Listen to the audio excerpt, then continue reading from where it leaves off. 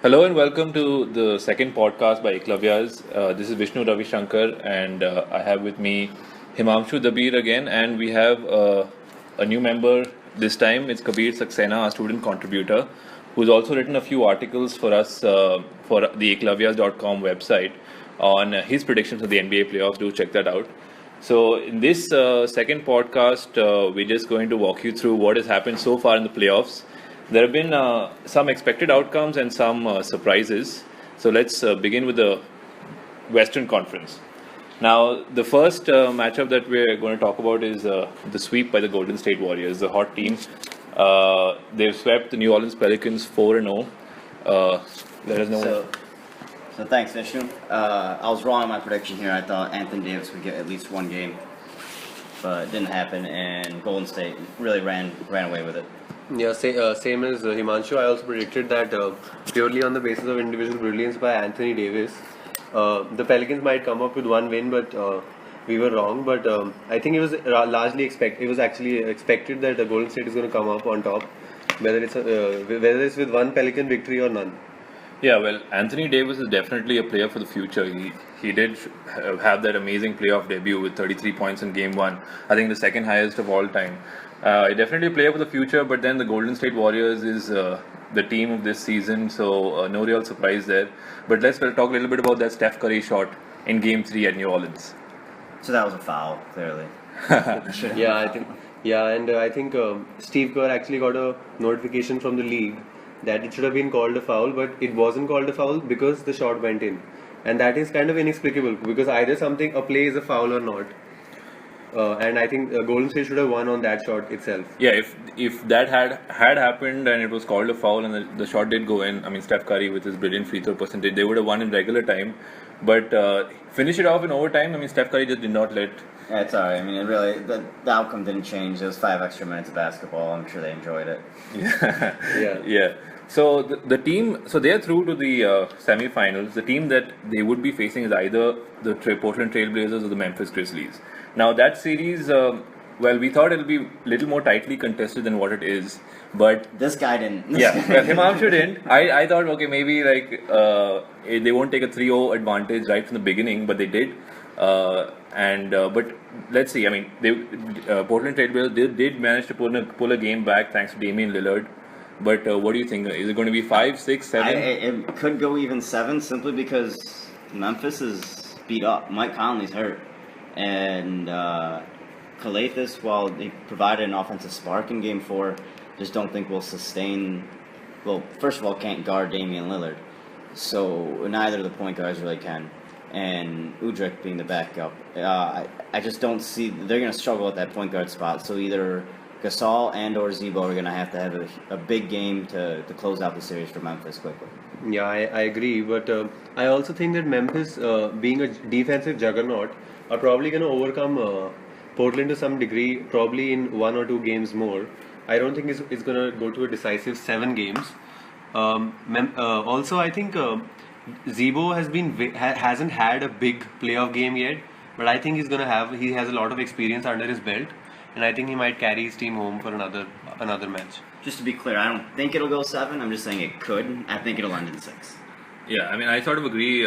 Probably 6 games. I mean, history is definitely in favor of Memphis after the 3-0 start. So probably Memphis in 6.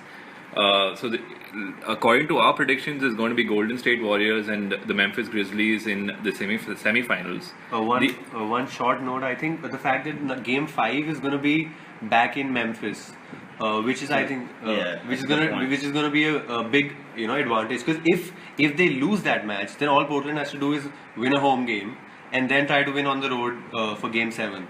So I think if the series depends on the fact that it's a home game for Memphis and they need to win that game. Well, we'll see. I mean, the other Western Conference semi-final matchup also has one team decided, which is the Houston Rockets. Talking about the Houston Rockets and Dallas Mavericks series, I feel Mavericks had a lot of bad luck there. You're just saying that because you picked the Mavericks, man. Well, I did. Both of us did. Both of us picked the Mavericks. Yeah, I thought it'll be a tightly contested series, and but then losing Chandler Parsons after Game 1, and then Rondo, the whole Rondo saga, and whatever happened, they just lost their way, and I think obviously Houston had too much firepower over the Mavericks. Yeah, in our defense, I think we were expecting Rondo to show up in the playoffs, which he never did. And of course, Josh Smith played a point forward with all those lobs to Dwight Howard. I think that was also crucial because Dwight Howard got into a groove. You get into grooves when you're dunking it 4 times in the fourth quarter. So I think that was huge for the Rockets. I'm gonna have to eat my words. I called him soft in the first podcast. He played like a beast that series, averaging almost like more than 15 rebounds a game. Absolutely. And just throwing people around the entire series. But it's a one-man show still in my mind, and we'll see if that works the second round. Yeah, it's the Harden show, and I think one surprising thing was Tyson Chandler wasn't as effective on the defensive end as we expected him to be. We always known he's a great defensive player, but he hasn't had that impact this series. Also largely due to Dirk Nowitzki's defensive incapacity. Yeah, probably. I mean, horrendous defense. Yeah, I mean, he's obviously he's 36 and he's not the same player. I mean, he never was a good defensive player, and now he's. But he was serviceable. He was long, and he could at least stick his hands up. And his defense was always average at best, but now it's just just not there anymore. The big thing was he used to be able to move side to side, like laterally a little bit better. Now he's just age has gone up. There was this. Remember when the All-Star game when he dunked off a Steph Curry lob? Everybody got so worried because everybody thought that's the last time we're going to see Dirk Nowitzki dunk a basketball. I think it probably is.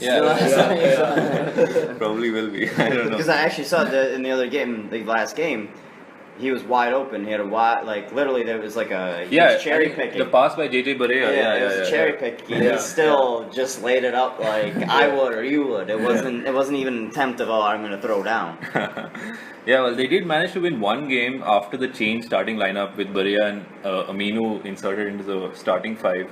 But then it was just too little too late, and Houston have enough rest now before they face their opponents, who could be either the Clippers or the Spurs. It's going to be the Spurs. Why do you think so? Well, we're gonna go back to the Clippers being a bit soft. I think at the end of Game 5 was kind of indicative of how they really are. They have the talent to compete, but at the end of the day, they just don't have that toughness to finish off games. And you saw that you saw him look off to try to throw a lob, but I saw it more as Duncan blocked him to play, but like a couple plays before. And on that last play, that was a tip-in that Blake Griffin kind of went in soft, thinking that he was going to be blocked. So he may have looked for the pass, or he may have gone in kind of weak. We have seen that. And caused that miss, and then eventually I think we saw that in Anthony Davis's miss also, which I think he also went in soft after Steph Curry was up. But moving back on topic, I think the biggest shot the Clippers had was they had to win this home game, Game 5, which was at home, which counted for the home court advantage, which they managed to lose because Blake Griffin bricked 2 game-tying free throws, and DeAndre Jordan probably tipped in a shot which was already going in, and it was called basket interference. Let's talk a little bit also about the defensive player of the year, Kawhi Leonard. I mean, he just erupted for 32. Maybe the offensive player of the year too. Maybe. I mean, he never made an All-Star team though. Yeah, that's he was injured a good portion of the first half of the year. So I think if he was healthy, he probably would have. So you got to give a little asterisk next to that. But I think next year he's almost a lock to get in there now. I also think that even if he would have, somebody would have been snubbed. Like Monte Ellis was a All-Star snub because this year there was outpouring of great players, especially who were first-time All-Stars. And so I think even if he would have made, somebody would have had to be snubbed. Yeah. So what do you think? I mean, Spurs, is San Antonio going to finish it off in Game 6, or is it going to a Game 7 in LA? Clippers have one in San Antonio's building. That could be possible. But even San Antonio's already won twice in the Clippers building. So another great point. So I think San Antonio is going to win, whether it goes to 6 games or 7. San Antonio is going to win. I'm gonna agree, but I don't know how many games. That's a tough call to make. If I had to actually gamble on it, I'd say 6. You never know. And the out of the Clippers players, I think it's Chris Paul's legacy, which is sort of on the line. See, I disagree with that because I mean it's the same thing that they say about Carmelo Anthony. We talked about this a little bit last time, that they always hate on the individual, the top individual player of that team simply because they can't get their team to that level. But look at the talent they have around them and then judge compared to what they had to play against. I read. I mean, I was listening to something else that was talking about if you actually go and look at both of their histories of who they played, it's never been that they've lost a series where they were the better team, and I think that's a better judge of whether they failed as players or not in terms of the playoffs. Yeah, that's a great point. But I still think that the personnel Chris Paul has to work with are still much better than any players Carmelo Anthony ever played with. Even though I agree with you. No. So that's actually a good point. I was going to say that this may be the first time that happened for Chris Paul. This may be the time where you can say he didn't pull his team up to where they should be. Yeah, and he's on the wrong side of 30. So I mean, it's a couple knee injuries, so you never know with him. Yeah. But I mean, it's still his style of play is more bulldog as opposed to freak of nature athleticism. Oh, definitely, he's smart. And he's tough. He's probably the toughest player I think in the NBA. You know. So let's see. I mean, I could disagree with that. Who do you think is toughest player? You're gonna go with like a role player that just likes to hit people. That can go to a lot of guys. Yeah, so let's not get into that. All right. Okay. Moving on. Reggie Evans. Okay. Moving on. Yeah, that's like a. That's like you're like 8 years old on Haslem. So Houston. I mean, either the Spurs or the Clippers. We say the Spurs. So that'll be one head of a series.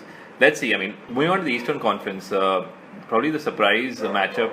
The surprise result of the Eastern Conference so far has been the Toronto-Washington series. Absolutely. I mean, nobody expected a sweep. I mean, we certainly didn't. And even though Himamshu is going to beg to differ that he always saw this coming. I always do. Even Himamshu had them winning in 6. But no. Did I have him? I don't know. I think he said it's going to be a tight series, but he had the Wizards in 7. No. I had Wizards. You had the Wizards in 7. I had the Raptors in probably 7. Even I had the Raptors in 6. Yeah. So we both of us couldn't be more wrong. Dude, I'm almost perfect so far. I'd like to point that out. With the potential to be everything. I'm in the clear here on all of them. Yeah, but it's still not over, so we'll have to see. And I think the Eastern Conference has been surprisingly, the expected outcome has not gone through in any of the series except for the Cleveland-Boston series. I think everywhere else we didn't expect what has happened. Yeah, well, let's start with the Cleveland-Boston series then. The Cleveland-Boston series was obviously an expected outcome. Cleveland swept Boston, who never really seemed at par with Cleveland. But then there were two important moments in the Cleveland series which might affect their future in the semifinals. One is the J.R. Smith cheap shot which led to his 2-game suspension, and the dislocated shoulder suffered by Kevin Love, and he will miss the rest of the entire conference semifinals because of that. Absolutely, I think that's going to be huge for the Cleveland Cavaliers, and I think just the fact that if Kevin Love is out for the season, I think there goes their championship hopes, unless LeBron and Kyrie decide to go crazy, which is always a possibility. Now, let's talk about who they will face. I mean, Cleveland and Boston was always an expected result to sweep. They would face probably Chicago or Milwaukee. Just to interject there, but I mean, I think it's going to be Chicago. Yeah, I think we're all surprised that Milwaukee has managed to win even 2 games. I had Chicago sweeping the Bucks, and I think a lot of credit goes to Jason Kidd for the work he's done with his team. They're a great defensive team, and I think Giannis Antetokounmpo has a great talent. I think he's a freak, right? I wasn't even gonna try to call him the Greek freak and get away with it. But I was most surprised by actually Carter Williams playing like a competent point guard, because most of the time he's got skills. It's obvious that he's got talent, but half the time he's just throwing up garbage in the lane and then bricking anything beyond 10 feet badly. So now he's been kind of structured in a way that Kid has him going to understanding what's his role in terms of, all right, he's got to focus on finishing in the paint and then just getting other people open shots. Yeah. And Chris Middleton has hit a lot of open shots this series and done a really great job of just being that outside threat that no one else on that team really can be. Yeah, and I think Michael Carter Williams even had a near triple-double, where I think he had 8 or 9 assists, 8 or 9 rebounds. That was the last victory, the Game 5 victory. A block and a steal. So I think a great overall performance in that game. Also, the Game 4 was really close with Jared Bayless hitting that buzzer-beating shot, which won them the game. and Milwaukee celebrated like they won the finals or something. But history is not on their side definitely, and we think Chicago is going to go through probably in the next game. 6-game series, but let's see. I mean, if Chicago does go through, let's talk a little bit about that. A preview of that. Wait, did you want to say something else? Yeah, I just want to say that they've been. It's if you look at Rose on 2 days rest versus 1 day's rest this playoffs, he's averaging 15 points more per game. Wow, that's a crazy stat. They have a two. It's 28 versus 13. So they have 2 days rest on this game. So I think they're going to close it out here. And Milwaukee had a nice run and a great momentum kind of boost for the going into next rebuilding year. process. They're a young team. And it's a lot what the Jazz did. Like they had a great end of the season and they have something to build on. They know they have a core there. And it's the same thing with Milwaukee. You have a great a rising star in terms of a head coach and multiple rising stars that could multiple potential rising stars within their team as well. So it could be a very, very bright future for a team that's, let's be honest, stunk for the longest time. Yes, I think talking about the Cleveland Chicago matchup, I think the absence of Kevin Love and J.R. Smith is going to prove to be absolutely huge. The possible Cleveland Chicago. Yes, absolutely possible. But of course likely matchup. And I think J.R. Smith, who I believe is to be a great spot-up shooter, is going to be sorely missed in the opening 2 home games for Cleveland. And I think if Chicago manages to steal one on the road, they're going to have a great chance of beating the Cleveland Cavaliers. Yeah, well, we'll have to wait and see for that one. One comment. Without Love, I don't think it's going to be close. I think Chicago, which has played pretty badly in this series, will get their stuff together to put away Cleveland eventually. Yeah. And the Cleveland injury is sort of a sign, this is a path for you. You better take this opportunity. Yeah. Let's see. I mean, good luck for them. A quick side note: do we think it's Kevin Love's last game with Cleveland? I think what my opinion is that he's not going to want to go to a team which doesn't have LeBron simply because of LeBron's point guard abilities, his ability to find Kevin Love spotting up, and I think that is going to be the biggest factor. Also, of course, having Kyrie and LeBron in a team, so they're going to be championship contenders for the next 5 years, in my opinion. But wait, what happens if Kobe calls and your beloved Lakers are there from LA? He went to college in LA. Great point. And potentially Rondo, who is you remember they met in Boston. They did last offseason, and they apparently hit it off. So you got Rondo, your boy Kobe, Kevin Love, Julius Randle, maybe a top 5 pick. That doesn't entice him a little bit. Yeah, that does, and I think, but I think if the Lakers manage to make a deep playoff push in the next 1 or 2 years, it's still all going to be about Kobe, and I think Kevin Love might not want to be a part of something which he's not going to get enough credit for. I think he's been very unfairly criticized as a member of the Cavaliers. It's always difficult to be the third wheel when you already have 2 great players like LeBron and Kyrie. For example, what Chris Bosh went through when he went to the Heat, I think. So I think that might factor in for him not leaving Cleveland. I would put my money on him not leaving. But I mean, even if I was GM LeBron, I would be like, I don't think you need to spend that much money on someone like that. I can get Channing Frye for half the price. But Channing Frye is not Kevin Love. Yeah, but he does similar things. He spaces the floor, he rebounds, and he can play better defense than Kevin Love. But I think Kevin Love is you're minimizing his complete talent level. You're not optimizing what he can do. So if I'm going to pay someone $20 million and get the same efficiency or same comfort or similar, then why wouldn't I pay someone $8 million and spend that rest of that $12 million somewhere else? Yeah, so that depends on what the cap room is. So that's the smart GM LeBron if he does it. Yeah, but you don't know if he just likes playing with stars. Let's see. Moving on, I think. So we beat that topic. Now moving on, the other Eastern Conference semi-final potential matchup is Washington against really a surprising series, either the Atlanta Hawks or the Brooklyn Nets. We all thought it was going to be really comfortable for the Atlanta Hawks. Yeah, I had them sweeping the Brooklyn Nets in 4.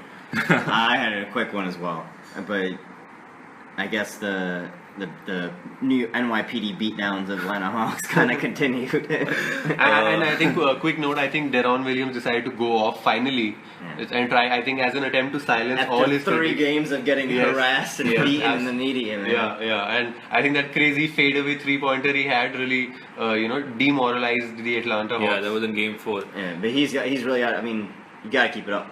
Yeah. That's the big thing. Like they need him badly to produce. And Thaddeus Young's played pretty decently. He had two bad games in Atlanta, but he's made up for it in the last 2 games. Brook Lopez has come up big pretty much all game. He's been their most consistent force the entire. I really like Mason Plumlee though. I think he's a great talent. He played. He was part of Team USA camp, and I think that was a great developing experience for him. He is who he is. He's an energy big guy. He's going to be. I'm trying to think of an analogy, but like a Will Perdue type. From way back with Jordan, who came off the bench for like Luke Longley and Bill Cartwright, and it was that he's just going to be the energy big man that'll just get in some easy buckets and play decent defense, and just that smart guy who knows where he's supposed to be and knows his role. Past that, he's not. I don't think he's ever going to hit all-star potential or do anything past that. But I don't know, man. This could go either way now. Depending on if Deron Williams goes. Yeah, I mean, if he decides to show up. I mean, if he does, I mean, you never know. It's tied. I mean, Atlanta has a home court advantage. I don't know if Brooklyn can win in Atlanta. That'll be the deciding factor. But then I think it's going to be the Hawks probably in 6, maybe 7. Yeah. I mean, you don't know. But I don't think they'll get out of the next round either way. Exactly. What is more concerning is the fact that they're going to face a sort of a resurgent Washington Wizards team. I called. I'm going to go back. I'm going to go back to I told you so. Yeah. But I called Paul Pierce. I said to you in the last podcast that Paul Pierce was going to be the deciding factor for the Washington Wizards, and he's playing way back when he was legitimately the truth. 16 points a game he's averaging. Yeah, and I think he's been Toronto's bane the last 2 years. He had the game-winning block on Kyle Lowry last year when he was a part of the Brooklyn Nets, and now he's down them with another clutch 3-pointer. So. And he's been just on a side note, he's been trolling Drake all over social media. So I think that's what pumps him up. That's playoff basketball. He's a veteran. Like this is he knows he coasts through the regular season. Yeah. He knows this is what means most. And I mean, think about it. Like if you go down the line, if they get Brooklyn or even if Atlanta at that point, they can beat both of those teams. Brooklyn, I think, would be a cinch for them. It could be another sweep if they keep playing the way they are. Yeah. And Atlanta, I mean. They've been on a bad stretch the last 30, 40 games of the season. But what I think is, I love Mike Budenholzer. And I think, of course, probably Steve Kerr was a better candidate for Coach of the Year, but he was still a very well-deserved award. So I'm going to disagree with you because look at who they respectively had. Yeah, that's true. And then there's not one star on Atlanta outside of maybe Horford, who you can debatable as a star. Yeah, and I think the way he has he has convinced his players to buy into the system, almost like Greg Popovich, and always consider the team success over individual success. I mean, I have seen Atlanta Hawks games where they have 8 players in double figures. That's amazing. Yeah. I don't remember seeing that ever. So I think I love Mike Budenholzer, and he's done a lot with it. It's unbelievable that he made the number 1 seed with the talent that he has. But and not to forget, last year the Atlanta Hawks were the 8th seed. Right?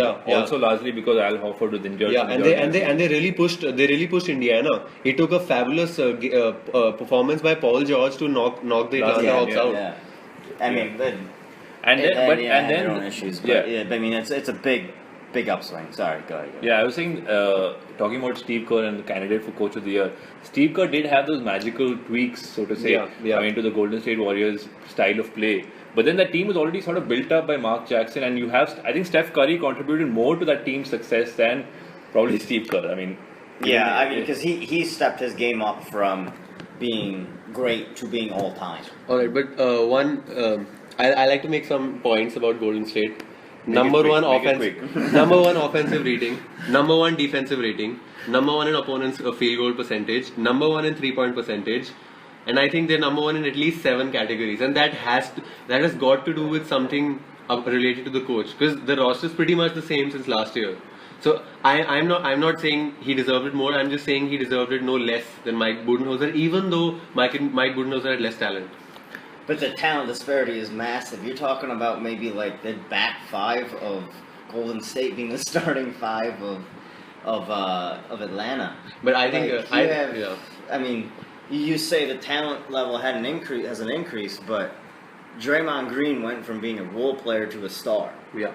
Like I love Draymond. Draymond. That's a huge jump. You're going from having one bona fide star, and Klay Thompson, you have to admit he's grown from level. 37-point quarter, now. quick shout out. Exactly. 37-point quarter, never done in NBA history. But there's a three-pointer. You got to give the old people some props. Yeah, George Gerving. You got to give them some props. George Gerving, but, you deserved it. Yeah, you got to give the old people props. But like they didn't have a three-pointer when he put 36 up. So, but anyway, back to the point. Like Klay Thompson made elite, Draymond Green made elite. You got two bona fide people that went from role player to star, the other went from star to potential superstar, and that's got to help a lot with Steve Kerr. Agreed. So I got to agree with where they went with the coach of the year. We went on a little bit of a tangent there. Yeah. So anyway, so that sort of rounds up our what has happened so far in the playoffs. We're going to come back to you soon with probably for a preview of the conference semi-finals or maybe a little bit into the conference semi-finals. We'll see, but do stay tuned to Ekalavyas.com for regular playoff updates. This is Vishnu, Ravi, Shankar, and Himamshu, Dabir, and Kabir Saxena signing off. Thanks, guys.